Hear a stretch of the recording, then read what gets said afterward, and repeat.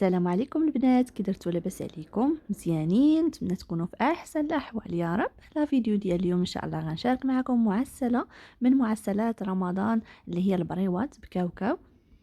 كيجيو زوينين بزاف وغنعطيكم السر كيفاش تخليوهم ما يتحلوش ليكم نهائيا في المقله ويجيو مقرمشين وبنانين. فخليكم معايا حتى الاخر لا فيديو باش تعرفوا جميع الاسرار ديال البريوات ديال الكاوكاو ان شاء الله. خديت نص كيلو ديال الكاوكاو اللي ضفت له معلقه كبيره ديال الزيت، وكنحاول انني ندهنو مزيان بداك الزيت باش يتحمر ليا تحميره زوينه. من بعدها غادي نضيف واحد الكاس تقريبا ديال كاوكاو، هذا اللي كيكون حمر. ممكن انكم تستغناو عليه ما ديروهش، هذا الصغير تيكون شويه فيه الحجر، حاولت انني نقيه. وحتى هو غادي ندهنو بالزيت. بعدها غندخلو الفران على درجه حراره 180 170 من الفوق ومن التحت حتى يتحمر ليا. ما نجهدولوش البوطه، خلي البوطه ناقصه شي شويه. خليته حتى يبرد ودزت هنا نحضر معكم سكر كلاصي. ممكن الا كان واجد تستعملوه، انا ما كانش متوفر عندي فطحنت سنيده وضفت لها 3 ديال الكويرات صغارين د المسكه حره. الا كنتو غتستعملوا سكر كلاصي واجد فخذوا دوك المسكه الحره، خذوها مع شويه ديال سنيده باش تدق لكم مزيان ودقوها في المهراز. غير ردوا البال السكر كلاصي باش ما تستعملوش سبيسيال. بغينا غير العادي، يعني نستعملو غير العادي فقط. غادي ندوز نفس الخلاط، غادي نطحن فيه حتى كاوكاو. غير هي ما تطحنوهش حتى يولي حتى يطلق الزيت ديالو، غير شويه يتطحن هكا مزيان فقط. غنضيف له تقريبا 2 معالق تما ديال الزبده مذوبه، وغادي نضيف داك السكر اللي طحنته، سكر كلاصي. كيبقى السكر على حسب الاختيار ديالكم. انا هنا ضفت تقريبا نص ديال الزلافه، نص كيلو مع ديك مع القياس اللي عندي ضفت له نص زلافه ديال سكر كلاصي. بس بقى الحلاوه على حسب الرغبه. ضفت كذلك 2 معالق ديال ما زهر كيبقى. المهم كنبقاو نضيفو فيه شويه بشويه حتى كيتجمع لينا القوام. انا غنوريكم القوام ديال العجينه ديالنا اولا المعلكه كيفاش غادي تكون ان شاء الله. حاول نخلط مزيان. انا هنا راني كنت نسيت القرفه، نص معلقه صغيره ديال القرفه. من الاحسن تضيفوها في الاول مع النواشف، في الاول مع كاوكاو. انا نسيتها ضفتها هنا ورجعت دلكته مزيان باش تدخل داك المعلقه ديال داك نص معلقه ديال القرفه، باش تدخل مزيان في كاوكاو كله وتعطيني داك النسمه ديالها اللي كتكون زوينه. هنا ممكن تنسموها باي حاجه. تقدروا ديروا الروح ديال اللوز الا بغيتو يجيو فيه لوغو ديال اللوز، او لا كذلك داك الشاسيات ديال الزهر حتى هما تيعطيو واحد النكهه زوينه. انا خليته هكاك، ما ضفتلوش حتى شي نكهه، خليته من النكهه ديال الكاوكاو. غادي تكوروا العجينه ديالكم، عجينه كاوكاو غتكوروها. هما كتعرفوا كيجيو صغيورين، فالاحسن انكم تصغروهم شي شويه. بغيتو تبركوا عليهم يجيو هكا مسطحين، تبركوا شي شويه عليهم بيدكم. بغيتو تخليوهم دائريين كما صوبتم انا، كيبقى لكم الاختيار. بعد ما كملت الكميه كامله اللي عندي كورتها، غادي ندوز ناخذ العجينه اولا الورقه ديال البسطيله. غنحيد هذاك الجانب باش نقادها،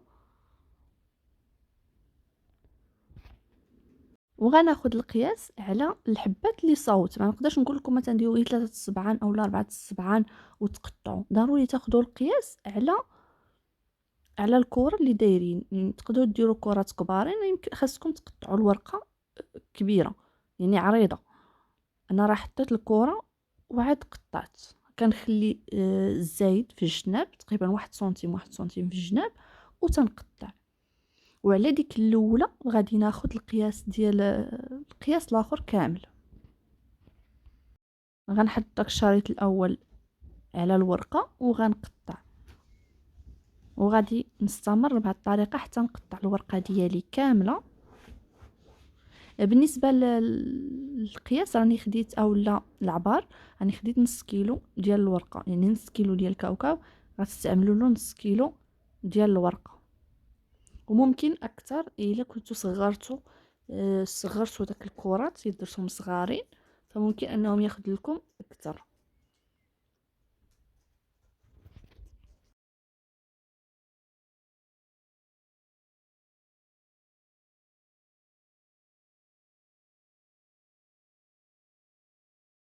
بعد ما قطعتها كامله شرائح غادي ندوز نجمعها في ميكا. ضروري تردوها للميكا ديالها باش ما تيبسش، كي تعرفوا كتكون رقيقه ودغيا تتيبس ليكم. غنخلي شريط حدايا والاخر غادي ديروا في الميكا باش ما يبس. وضروري كذلك انكم رطب، كنقولوا كتكون الورقه ديال البسطات تكون فيها جوج جهات، كتعرفوا الجهه الرطبه هي تكون برا والجهه الحرشه نديروها هي اللي غنحطوا عليها هي اللي تكون لداخل. السر ديال انهم ما يتفرقعوش ليكم اولا ما يتحلوش ليكم في الزيت هو انكم طويو البريوه مزيان. كيف كتشوفوا ملي كنبغي نقلبها راه داك القنيتات بحال تندخلهم لداخل.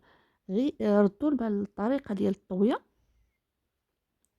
راها بسيطه، ولكن تما تيكمل السر ديالها باش ما تحلش ليكم وتضيعوا في الورقه ديالكم اولا في البريوات ديالكم. انا غنحاول نخدم معكم زوج اخرين باش تشوفوا الطريقه مزيان ديال اللف اولا ديال كيفاش كنطويو البريوه اللي كتكون مثلثه، خاصه هذه ديال الكاوكاو، حيت الا دخل لها الزيت صافي الزيت كله غيعمر لكم بداك كاوكاو مطحون وصافي وغدا عليكم غتلقاوهم لداخل خاويه. شو القنيتات هذه راه حاولت انني نخدمها غير بشويه باش تشوفوا كيفاش كندخل لك القنيتات لداخل هكا. الزيت ما عنده مي يدخلها لداخل او لا ما عندهاش كيدير تخرج، اولا داك العجينه ما عندهاش كيدير تخرج. من بعد ما طويتها غادي ندهنها بشي شويه اولا غنسدها بالماء مع الدقيق. كندير الماء وكدير فيه غير شويه ديال الدقيق بحيث انه العجينه اولا داك باش كندهن تتكون خفيفه. صافي غنستمر بهذه الطريقه هذه. الورقه كتكون رطبه على برا، الحرشه كتكون لداخل، وتنبدا تنطوي فيها وتنحاول ما امكن انني كي قلت لكم نبرك على الجوانب بحال هكا ندخلهم باش الحشوه ما تخرج.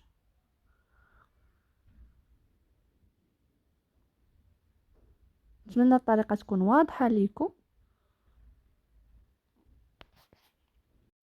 من تنسالي البريوه من الاحسن انني نبرك عليهم بحال هكا. الا كنتو اول مره تتصاوبوا البريوات فبركوا عليهم في الجناب بهذه الطريقه. كتخليهم ياخذوا لا فورم ديالهم قاعده مثلثين، وحتى الا كانت شي بلاصه هكا ما سديتوهاش مزيان بهذه الطريقه هذه كتكونوا مطمئنين انكم غتقليوهم وما غيتحلوش ليكم. كيف كتشوفوا راه مسدودين كاملين. صافي غنكمل الكميه وندوزو نقليوهم ان شاء الله. النار تتكون متوسطه، ومن نشوفوها سخنات مثلا القليه الثانيه الا سخنات لينا الزيت نحاولوا ان نقصوا ليها شي شويه حتى تبرد وعاد نزيدو نديروها متوسطه. غنبدا نقلي البريوات ديالي من بعد ما كنت موجده حدايا العسل فين غادي غير نهزهم من المقله نطفيهم في العسل. بالنسبه للزيت من الاحسن انهم يتغطسوا في الزيت، يعني نديروا شي حاجه اللي تكون مجموعه باش باش يجي الزيت باش يعني يتغطسوا في وسط الزيت. ما نبقاش نقلب فيهم بزاف تنشوفهم تحمروا وعاد نقلبهم كما كتشوفوا حتى يتحمروا لي على خاطرهم ونقلبهم وحده بوحده. ممكن انكم تستعملوا الصفايه او لا المقله ديال القلي الخاصه بالقلي. كي كتشوفوا راه كميه قليله ماشي بزاف، فديروا غير شي مقيله. الا كنتو دايرين نفس الكميه فغير مقيله صغيره كافيه.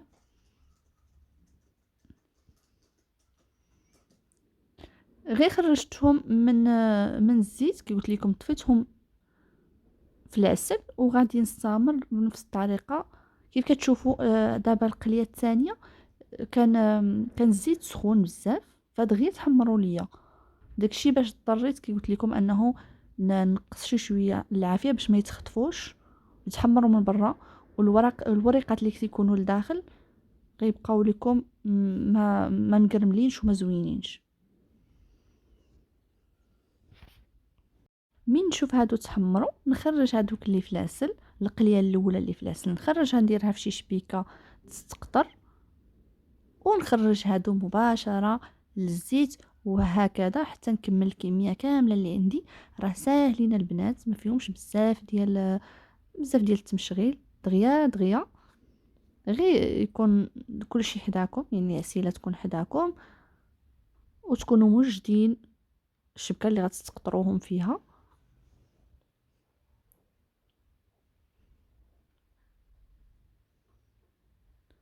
وهذا كيكون الشكل ديالهم النهائي. زينتهم بشي شويه ديال الزنجلان، كيبقى التزيين على حسب الاختيار ديالكم. نتمنى ان الاعجاب ديالكم وتكون الطريقه كانت واضحه. كتشوفوا ما شاء الله كيجيو زوينين ومعلكين. وكنقول لكم دمتم في امان الله ورعايته. للفيديو القادم ان شاء الله ما تنساوش تخليو لي لايك وشي كومونتير لتحت زوين.